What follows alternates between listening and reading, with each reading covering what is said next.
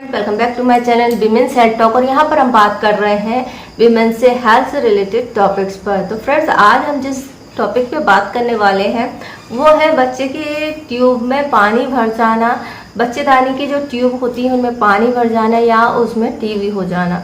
अगर आप ये बात सुन के चौंक गए हैं तो आपको ये जानकर हैरानी होगी कि टीबी जो है केवल फेफड़ों की बीमारी नहीं है और 40% जो महिलाएं होती हैं उनमें इनफर्टिलिटी का कारण टीबी की समस्या होती है।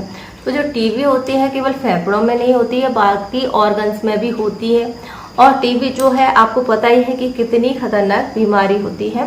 तो चलिए इसके बारे में जानते हैं कि यूट्रस की टीबी क्या होती है और ये कौन कौन से पार्ट को इफेक्ट करती है और ये वहां तक पहुंचती कैसे है। फ्रेंड्स, अगर हम टीबी की बात करते हैं तो आपको सीधा सीधा दिमाग में आता है कि ये फेफड़ों से जुड़ी हुई बीमारी है, लेकिन ऐसा नहीं है। ये आपके दिमाग में भी हो सकती है, यूट्रस में भी हो सकती है, इसके अलावा ये पुरुषों में प्रोस्टेट ग्लैंड में भी हो सकती है। तो आज हम जिस टीबी के बारे में बात कर रहे हैं वो है यूट्रस में होने वाली टीबी के बारे में।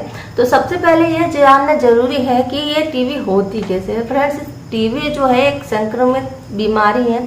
अगर आप किसी पेशेंट के संपर्क में आते हैं और वो छींकता खांसता है या फिर आप उसके साथ में रहते हैं तो भी आपको ये होने के इन्फेक्शन होने के चांसेस रहते हैं। ये बैक्टीरिया से होने वाला रोग है जिसे ट्यूबरोकुलोसिस बैक्टीरिया जो होता है उसके कारण से होता है। अब ये महिलाओं में अंदरूनी ऑर्गन्स में कैसे पहुंचती है। तो फ्रेंड, जैसे कि आपको पता ही है कि टीबी का सबसे पहला सिम्टम होता है खांसी आना और ये फेफड़ों में ही सबसे पहले अटैक करती है। और जो महिलाओं को कभी भी टीबी की समस्या रही है और उन्होंने अपना ट्रीटमेंट नहीं कराया है या फिर आधा अधूरा छोड़ दिया है तो दोबारा उनको ट्रीटमेंट कराने में बहुत ज़्यादा दिक्कत होती है। उसका टाइम भी बढ़ जाता है, जो 6 महीने होता है वो बढ़ करके 2 साल हो जाता है और 2 साल में उन्हें पूरा ट्रीटमेंट कराना होता है। इसके अलावा रिस्क ये हो जाता है कि जो बैक्टीरिया है वो आपकी पूरी बॉडी में सरवाइव कर सकता है और उसी से वो आपके यूट्रस में पहुंचता है। यूट्रस में पहुंचने के बाद ये आपके यूट्रस और जितना भी आपका ऑर्गन होता है, एक बच्चेदानी के ऑर्गन होते हैं, फैलोपियन ट्यूब होते हैं, ओवरी होती है, सर्विक्स होती है, यूट्रस होता है, ये सभी चीज़ों में वो फैल जाती है और यहाँ पर फिर ये इन्फेक्शन फैलाती है और इसे ही हम यूट्रस की टीबी कहते हैं। तो जो यूट्रस की टीबी होती है उसका पता कैसे चलता है। फ्रेंड्स, जब महिलाएं जो होती हैं वो काफ़ी सारी कोशिश कर रही होती है, काफ़ी सारे इलाज कराने के बाद भी उनको प्रेगनेंसी नहीं ठहर रही होती है, तब फाइनली जाकर के इसका टेस्ट किया जाता है। क्योंकि ये बहुत कॉमन तो नहीं, फिर भी 40% महिलाओं में इस तरह की जो समस्याएं हैं देखी जाती हैं और लास्ट में इसका टेस्ट किया जाता है, तब उन्हें पता चलता है कि उनको यूट्रस में टीबी है और इसकी वजह से उनके जो ट्यूब हैं वो ब्लॉक हो गई हैं और इसके कारण से उनको प्रेगनेंसी नहीं हो रही है। तो फ्रेंड्स, अब सवाल आता है क्या यूट्रस टीबी हो जाने से क्या हमारे ऑर्गन्स को नुकसान पहुंचाती हैं, क्या ये कभी ठीक हो सकती है या फिर इसके हो जाने के बाद प्रेगनेंसी हो सकती है या नहीं हो सकती। फ्रेंड्स, जब ये टीबी होती है तो इसके लिए सबसे ज़रूरी चीज़ होती है अल्ट्रासाउंड कराना, जो कि एक गायनिक होती है। वो सबसे पहले यही देखती है कि आपकी जो टीबी है किस स्टेज पे है, कितनी गंभीर है, कौन कौन से बॉडी ऑर्गन्स को इसने इफेक्ट किया है।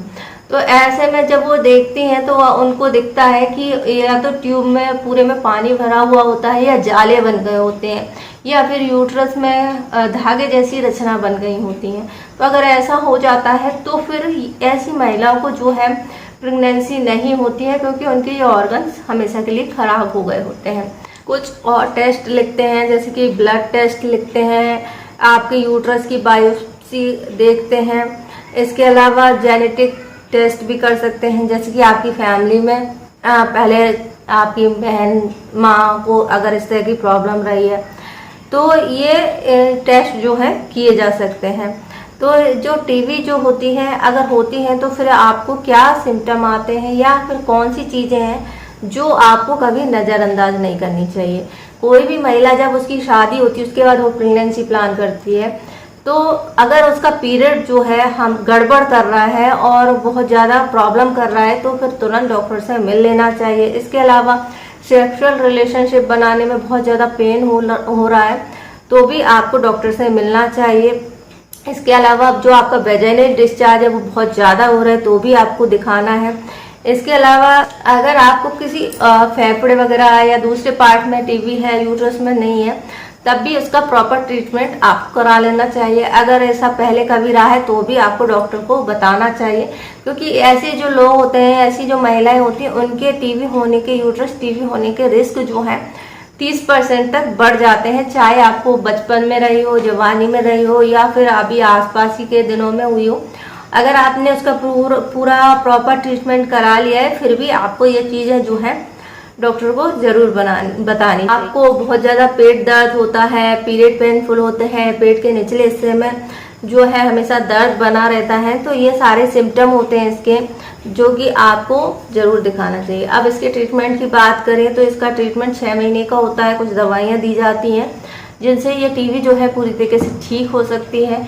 अगर आप इसको आधा लेते हैं या आधा डोज छोड़ देते हैं तो उसका दोबारा से ट्रीटमेंट कराने में बहुत ज़्यादा रिस्क होते हैं। साथ ही साथ इसका जो ट्रीटमेंट है वो लंबा हो जाता है, फिर ये आपको 12 से 18 को इसका ट्रीटमेंट कराना पड़ता है। इसके अलावा और क्या सिम्टम आपको आ सकते हैं, जैसे कि अगर आपको टीबी हो गया है तो आपको बॉडी में हमेशा बुखार रह सकता है, जो कि घटता ही नहीं है और कुछ टाइम बाद ये बढ़ने लगता है। तो फिर आप डॉक्टर से ज़रूर मिलें। आपका वजन जो है घटने लगता है, भूख प्यास नहीं लगती है, थकान बनी रहती है, सांस लेने में तकलीफ़ें होने लगती हैं, थका थका लगता है, सांस फूलती है।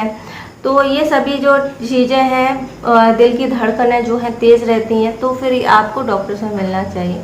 अब हम बात करते हैं ये रिस्क किसको ज़्यादा होता है इस तरीके के केसेस के, या फिर किन लोगों को ये यूट्रस की टीबी होती है।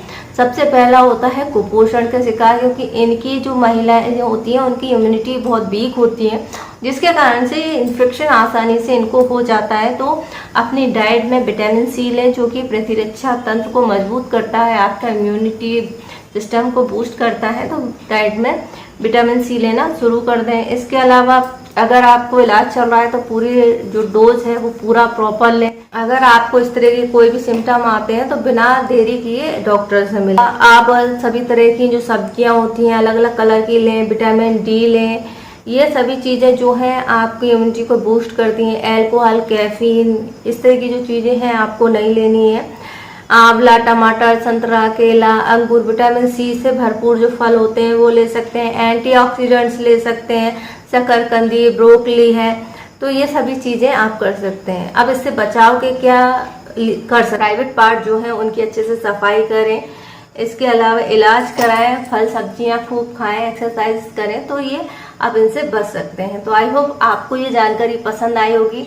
जानकारी पसंद आए तो वीडियो को लाइक कर सकते हैं, शेयर कर सकते हैं, हमारे चैनल को सब्सक्राइब कर सकते हैं। वीडियो देखने के लिए आपका धन्यवाद।